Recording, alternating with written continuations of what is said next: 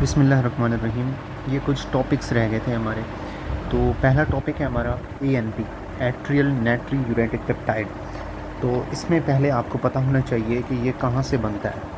ये आपके atrial myocytes, ठीक है, वहाँ से बनता है। और ये कब कब बनता है आपकी बॉडी के अंदर? जब आपकी बॉडी में ब्लड वॉल्यूम ज़्यादा होता है, ठीक है, एक कंडीशन ये है। दूसरी कंडीशन ये है जब आपकी एट्रियल जो है प्रेशर ज़्यादा हो। हमारे पास एट्रियल प्रेशर जब ज़्यादा हो तब ये आपका एएनपी बनता है। अच्छा, जब ये बनता है तो ये क्या कराता है, ठीक है, ये चीज़ें हम देखेंगे। एक तो आपका ये वेसोडाइलेशन कराता है, ठीक है। एएनपी जब बनेगा, वेसोडाइलेशन कैसे करेगा? हार्ट में ब्लड कम जाएगा, जिससे आपका ब्लड वॉल्यूम क्या है, कम हो जाएगा। ये एक मेंटेनेंस करेगा एएनपी, ठीक है। दूसरा, हमारे पास सोडियम की रीअब्जॉर्प्शन कम होगी, ठीक है। और सोडियम की रिजॉर्प्शन कैसी होगी? रेनल कलेक्टिंग ट्यूब्यूल्स पे एल्डोस्टेरोन, जिससे सोडियम किडनीज़ में रीअब्जॉर्ब होगा। सोडियम जहाँ जहाँ जाएगा अपने साथ वाटर को क्या है, साथ लेता जाएगा। जब वाटर साथ जाएगा तो आपका जो सोडियम है वो किडनी से यूरिन के थ्रू बाहर निकल जाएगा। तो इस तरह ये आपका एएनपी क्या है, काम करता है।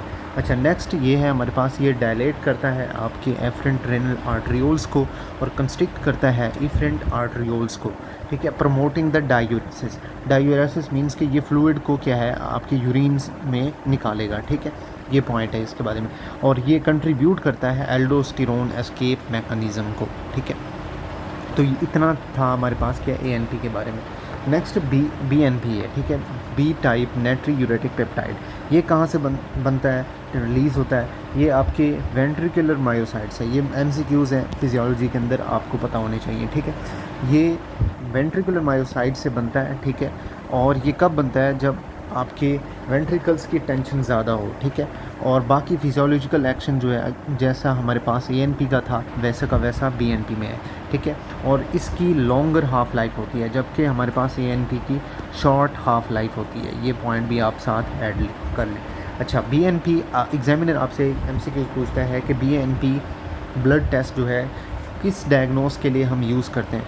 तो हार्ट फेलियर को रूल आउट करने के लिए जो है हम बीएनपी करते हैं, ठीक है। ये इतना सा आपको पता होना चाहिए। आई होप कि ये दोनों आपको क्या है पता चल गए होंगे। एएनपी कहाँ से रिलीज होता है? एट्रियल मायोसाइट से, ठीक है। और ये आपका वेंट्रिकल मायोसाइट से। इनका बॉडी के अंदर क्या रोल है, ये आप फिर से जो है रिकॉर्डिंग को बैक करके सुन लेना, ठीक है। अच्छा, नेक्स्ट हमारे पास बैरो रिसेप्टर्स और कीमो रिसेप्टर्स हैं, ठीक है। इनका सिंपल आप साइड पे लिख लें। जो बैरो रिसेप्टर्स हैं ये आपके ओवरऑल अगर मैं आपको बताऊं तो ये आपके शॉर्ट टर्म बीपी को कंट्रोल करते हैं। शॉर्ट टर्म बीपी को क्या है, कंट्रोल करते हैं। लॉन्ग टर्म जो है बीपी को कंट्रोल किया जाता है आपके रास सिस्टम से, ठीक है। वो हम इसमें पढ़ेंगे, किडनी वाले रेनल सिस्टम के अंदर पढ़ेंगे, ठीक है। ये फ़िलहाल शॉर्ट टर्म आपके बीपी को किस तरह से मेंटेन किया जाता है ऑटोमेटिकली वो हम पढ़ेंगे। बैरो रिसेप्टर्स क्या करते हैं, सिंपल आप पहले ये देखें, ये मेंटेन करते हैं आपके बीपी को, ठीक है, बैरो रिसेप्टर्स। इसी तरह कीमो रिसेप्टर्स क्या करते हैं, ये आपके कार्बन डाइऑक्साइड, ठीक है, ऑक्सीजन और पीएच को क्या है, मेंटेन करते हैं कीमो रिसेप्टर। सिंपल, अगर आपने ये निचोड़ समझ लिया है तो इंशाल्लाह आगे आपके लिए मसला नहीं होगा, ठीक है। फ़िलहाल आप इतना से याद रखें। अच्छा, नेक्स्ट हमारे पास ये रिसेप्टर्स हैं ना, तो अब इनकी हम लोकेशंस देखेंगे कहाँ पे लोकेट होते हैं। ये आपके यहाँ पे आप डायग्राम के अंदर देख सकते हैं, यहाँ पे एओर्टिक रिसेप्टर्स हैं, एओर्टिक बैरो रिसेप्टर्स हैं, ठीक है। ये इनकी लोकेशन होती है। एओर्टिक आर्क्स ट्रांसमिट्स विया वेगस नर्व। तो ये एक एमसीक्यू बनता है कि आपका एओर्टिक आर्क कौन सी नर्व के साथ क्या है, ट्रांसमिट होता है आपकी वेगस नर्व के साथ। इसी तरह कैरोटिड साइनस, ये कौन सी नर्व्स के साथ क्या है आपका ट्रांसमिट होता है, ये आपकी 9th ग्लोसोफ्रेंजियल नर्व के साथ क्या है, ट्रांसमिट होता है। ये सीधे एमसीक्यूज़ आपसे एग्जामिनर पूछ लेता है। अच्छा, यहाँ पे हम एओर्टिक आर्क की ट्रांसमिशन कराई हमने वेगस नर्व में, और ये आपके ब्रेन में जाएगी मेडुला पे through the solitary nucleus of medulla, respond to changes in the BP, ठीक है। ये चीज़ आपने याद रखनी है। अच्छा, कैरोटिड साइनस में भी आपकी ये लोकेशन होती है जहाँ पे आपकी कैरोटिड आर्टरीज़ बाइफरकेट हो रही होती हैं, डिवाइड हो रही होती हैं, वहाँ पे आपके क्या है, ये रिसेप्टर्स पड़े होते हैं और सिग्नल्स दे रहे होते हैं glossopharyngeal to solitary nucleus of the medulla, ताकि आपकी पीएच को ब्लड प्रेशर को मेंटेन किया जा सके।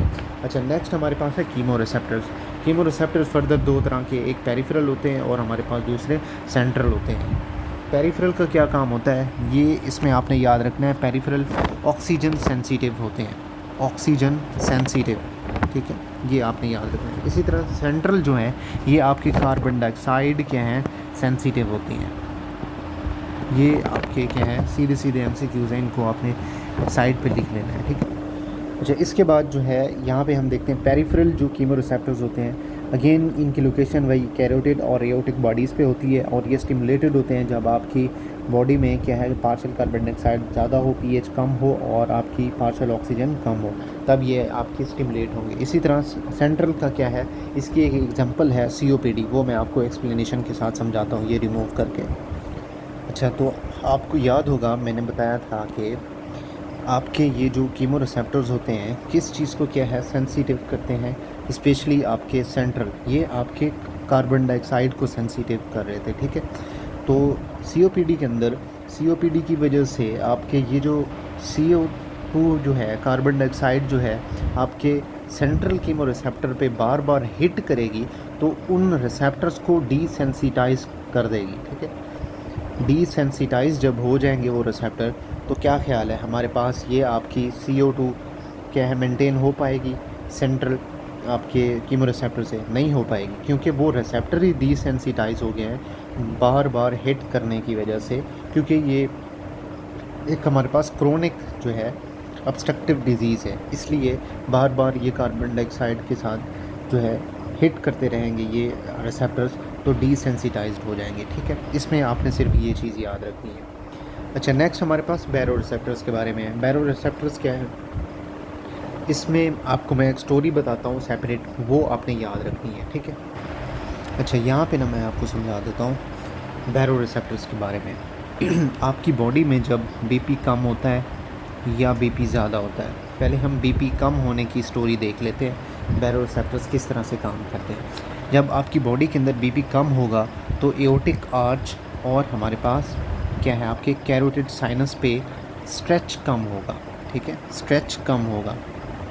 जब स्ट्रेच कम होगा तो आपके एफरेंट फाइबर, ठीक है, एफरेंट फाइबर्स क्या है ज़्यादा काम करेंगे।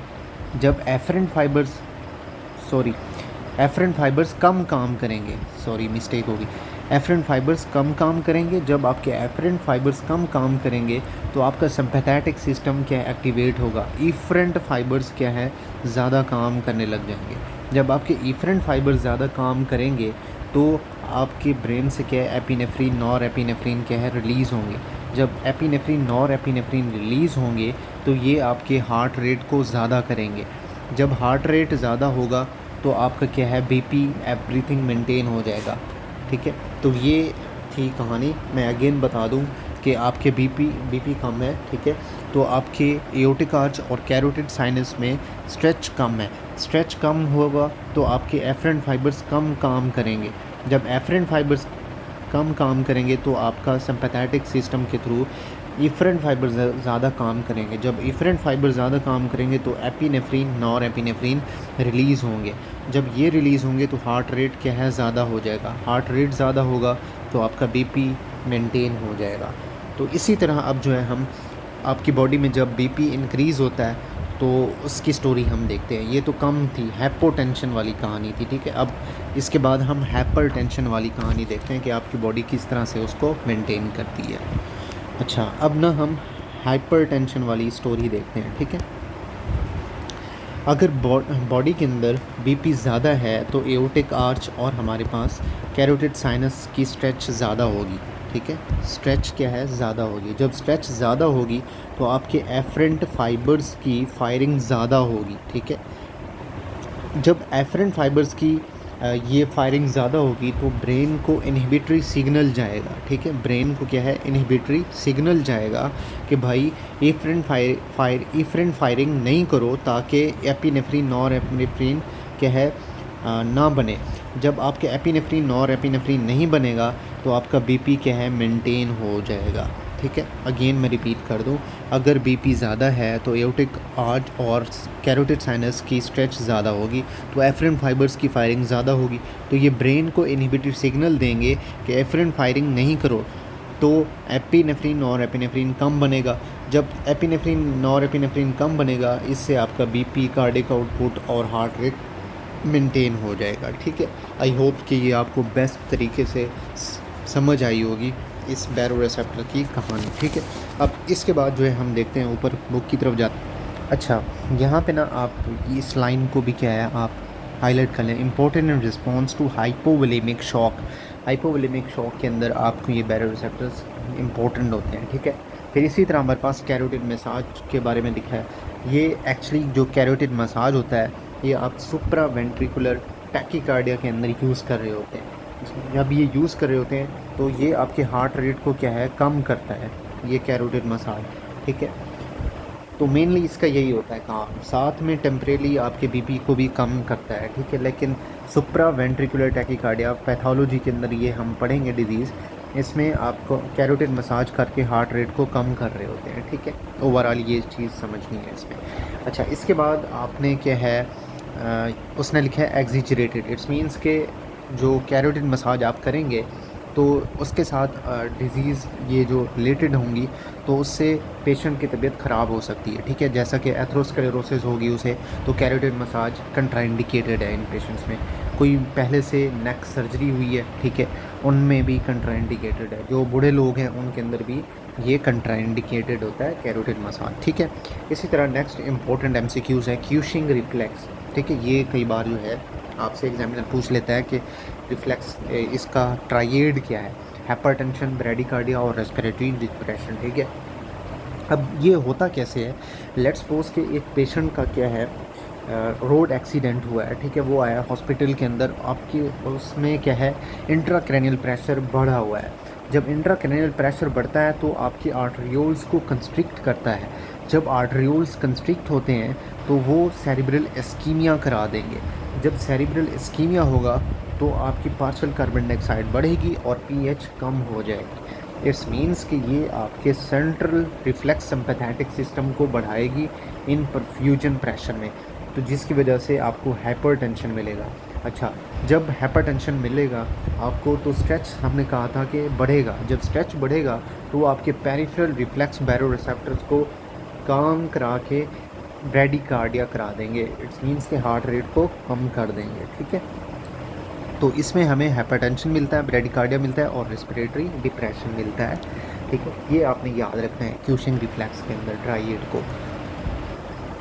अच्छा, इसके बाद नेक्स्ट हमारे पास जो है वो है नॉर्मल रेस्टिंग कार्डियक प्रेशर। ठीक है, इसमें आपने जो सिंपल चीज़ याद रखनी है वो ये है, पहले आपको वैल्यू पता होनी चाहिए। सिंपल एमसीक्यूज़ बना सकता है कि नॉर्मल कितनी वैल्यू होती है। 4 से 12 जो है हमारे पास पल्मोनरी कैपिलरी वेज प्रेशर होती है। ठीक है, ये कहाँ पे होती है, आपके लेफ़्ट जो है एट्रिया में होता है प्रेशर। ठीक है, ये नॉर्मल होता है।